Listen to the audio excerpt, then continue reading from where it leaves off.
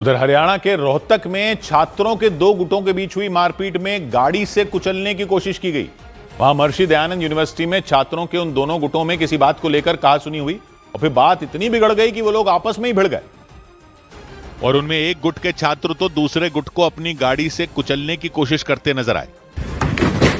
ओह भाई, रोहतक के Maharshi Dayanand university campus में उस गुट ने पहले अपनी गाड़ी पीछे की और दूसरे गुट के छात्रों को टक्कर मारने के लिए गाड़ी तेजी से आगे बढ़ा दी, लेकिन वो गाड़ी वहां एक पेड़ से टकरा गई। फिर तो दूसरे गुट के छात्रों ने उस गाड़ी पर पत्थरों की बौछार कर दी। उनमें कुछ छात्र डंडे बरसाते भी दिखे। इसके बाद उस गाड़ी में सवार उस गुट के छात्र वहां से भाग निकले और वहां हुई इस घटना के बाद महर्षि दयानंद यूनिवर्सिटी में सुरक्षा को लेकर कई सवाल खड़े कर दिए गए, क्योंकि आरोप लगा कि इससे पहले भी यूनिवर्सिटी कैंपस में कई बार मारपीट और गोलीबारी की घटनाएं हुई और आरोप लगा कि महर्षि दयानंद यूनिवर्सिटी प्रशासन की तरफ से कोई एक्शन नहीं लिया गया। रोहतक में छात्रों के उन दोनों गुटों में झड़प के दौरान जमकर गाली गलौज भी हुई। यूनिवर्सिटी कैंपस में हुई इस घटना के बाद छात्रों में अफरा तफरी मच गई। हालांकि कुछ ही देर में उस गाड़ी में सवार लोग वहां से भाग निकले, लेकिन उन दोनों गुटों में हुई झड़प की वजह का पता नहीं चल सका। उधर जम्मू में श्री माता वैष्णो देवी मेडिकल कॉलेज में मुस्लिम समुदाय के छात्रों के दाखिले के खिलाफ एक बार फिर हिंदूवादी संगठनों ने मोर्चा खोल दी। Shri Mata Vaishno Devi medical college shrine board को मिले फंड की मदद से चलता है और वहां इस बार एमबीबीएस के पहले बैच के लिए 50 में 42 सीटों पर मुस्लिम समुदाय के छात्रों को दाखिला मिला। इसलिए हिंदूवादी संगठनों का गुस्सा फूट पड़ा और हिंदूवादी संगठनों के लोगों ने जम्मू कश्मीर के राजौरी में आगजनी कर दी। वहां बड़ी संख्या में लोग हाईवे पर बैठ गए और श्राइन बोर्ड के खिलाफ नारेबाजी करते सुनाई दिए। हिंदुओं की आस्था के साथ जिस तरह का खिलवाड़ जो है माता वैष्णो देवी श्राइन बोर्ड द्वारा किया जा रहा है, वो किसी तरह से भी बर्दाश्त के काबिल नहीं है। वैष्णो देवी मेडिकल कॉलेज में एमबीबीएस के पहले बैच के लिए 50 में 42 सीटों पर मुस्लिम समुदाय के छात्रों को दाखिला मिला था और इसको लेकर हिंदूवादी संगठनों ने आपत्ति जताई थी और दाखिले की इस लिस्ट को रद्द करने की मांग शुरू कर दी गई। वहां कुछ दिन पहले कई हिंदूवादी संगठनों ने मिलकर श्री माता वैष्णो देवी संघर्ष समिति बनाई थी। श्राइन बोर्ड के दफ्तर में जाकर एक ज्ञापन भी सौंपा था, लेकिन मांगे पूरी न होने पर वैष्णो देवी संघर्ष समिति के लोग एक बार फिर सड़क पर उतर आए। श्राइन बोर्ड होश में आओ, होश में आओ, होश में आओ। जम्मू के बिश्नाह इलाके में वैष्णो देवी संघर्ष समिति के लोग एक पोस्टर लेकर चलते नजर आए। इसके साथ ही उनके हाथों में कई तख्तियां भी दिखाई दी। बिश्नाह इलाके के साथ ही जम्मू के त्रिकुटा नगर में भी प्रदर्शन किया गया। वहां प्रदर्शन कर रहे लोग झंडे लेकर पहुंच गए। सिलेक्शंस हुई थी डॉक्टर्स के लिए, वो सारी मुस्लिम कम्युनिटी को गई हैं, जबकि श्राइन बोर्ड का जितना भी चढ़ावा होता है, जितना चंदा है, वो हिंदू समाज के लिए इस्तेमाल नहीं किया गया। वहां प्रदर्शन के दौरान उन्होंने सड़क जाम कर दी और मांगे पूरी न होने तक आने वाले दिनों में ही उग्र प्रदर्शन करने की चेतावनी दे दी। जम्मू के बिश्नाह और त्रिकुटा नगर के अलावा विक्रम चौक इलाके में भी वैष्णो देवी संघर्ष समिति के लोगों ने प्रदर्शन किया, जबकि जम्मू कश्मीर के पुंछ में तो वैष्णो देवी संघर्ष समिति के लोग धरने पर बैठ गए। वहां उन लोगों ने जम्मू कश्मीर के मुख्यमंत्री उमर अब्दुल्ला और उपराज्यपाल मनोज सिन्हा के खिलाफ नारेबाजी की।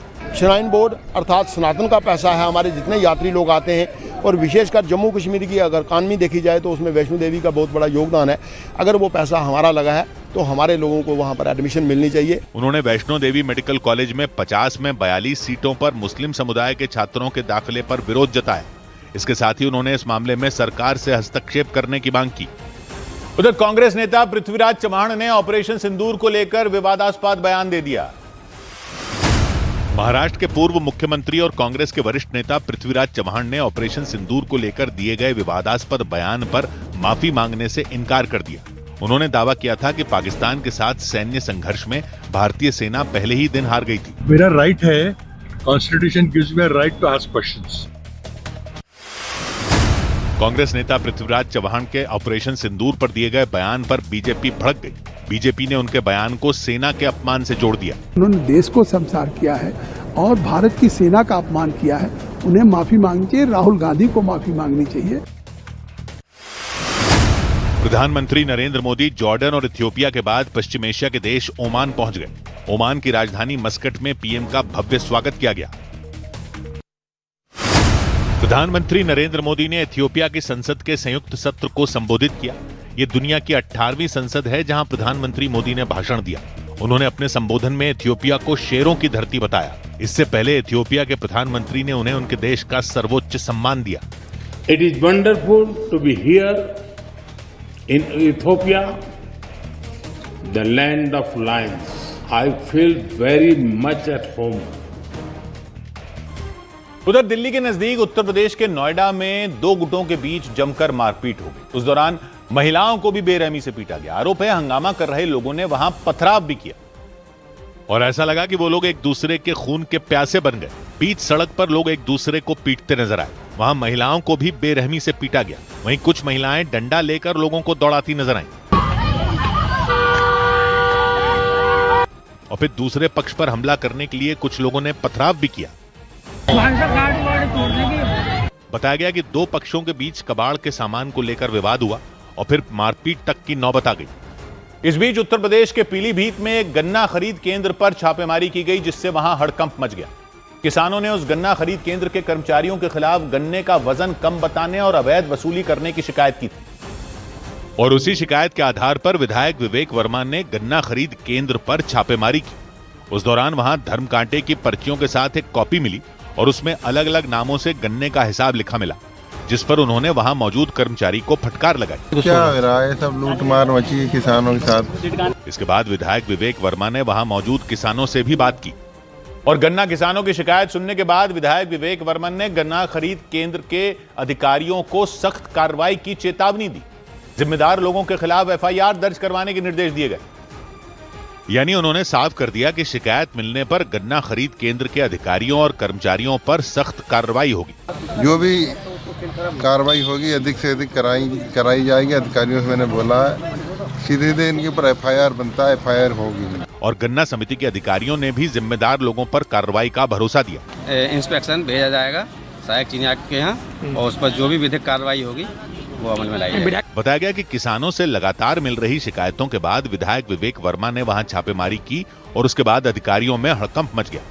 उधर जयपुर में एक तेज रफ्तार कार ने एक स्कूल वैन को जोरदार टक्कर मार दी। इस हादसे में उस वैन में सवार 6 बच्चे घायल हो गए। वो वैन 10 बच्चों को स्कूल लेकर जा रही थी। तभी रास्ते में उस तेज रफ्तार कार ने उस वैन को टक्कर मार दी। इससे पहले वहां सब कुछ शांत नजर आया। कुछ सेकंड बाद वो स्कूल वैन सड़क पार करती दिखी। वो वैन आधे रास्ते पहुंची थी कि तभी पीछे से आ रही उस कार ने भयंकर टक्कर मार दी। टक्कर लगते ही वो वैन पलट गई। ये देखकर वहां अफरा तफरी मच गई। कई लोग दौड़कर उस वैन में फंसे बच्चों को निकालने में जुट गए। इसके बाद उन्हें अस्पताल ले जाया गया। जानकारी के मुताबिक इस हादसे के बाद आरोपी कार ड्राइवर फरार हो गया। पुलिस ने कार को जब्त कर लिया और आरोपी की तलाश में जुट गई। इधर छत्तीसगढ़ के कांकेर में धर्म परिवर्तन करवा चुके व्यक्ति के शव को दफनाने पर बवाल खड़ा हो गया। जानकारी के मुताबिक कांकेर के गांव के सरपंच के पिता ने धर्म परिवर्तन करवा लिया था। इसके बाद जब उनकी मौत हुई तो शव को उनके पुश्तैनी गांव में ही दफना दिया गया। लेकिन इस बात पर गांव वाले भड़क गए। उन्होंने सरपंच के पिता की कब्र तोड़फोड़ कर दी। वो उस पर जमकर लाठियां बरसाते नजर आए। दूसरे पक्ष ने जब इसका विरोध किया तो हंगामा और बढ़ गया। दोनों पक्षों के बीच लाठियां चल गई। गुस्साए लोगों ने जो सामने आया उस पर ही लाठियों से हमला कर दिया। वहां भगदड़ जैसे हालात बन गए और इस हंगामे के वक्त भारी पुलिस फोर्स भी वहां मौजूद रही। दावा किया गया कि मारपीट में कई पुलिसकर्मी भी घायल हो गए। लेकिन इसके बाद भी लोगों का गुस्सा शांत नहीं हुआ। वो काफी देर तक एक दूसरे पर लाठियां बरसाते रहे। इस मारपीट में दोनों पक्षों के कई लोग घायल हो गए, क्योंकि उनमें एक पक्ष के लोग इस बात पर अड़ गए कि सरपंच के पिता का शव वहां नहीं दफनाया जाएगा।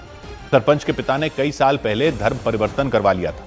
कुछ दिन पहले उनकी मौत हो गई। इसके बाद सरपंच ने अपने पिता का शव गांव में ही दफना दिया, लेकिन इसे लेकर गांव वाले भड़क गए। उन्होंने आरोप लगाया कि सरपंच ने अपने पिता का शव वहां दफनाकर उनके रीति रिवाज का उल्लंघन किया।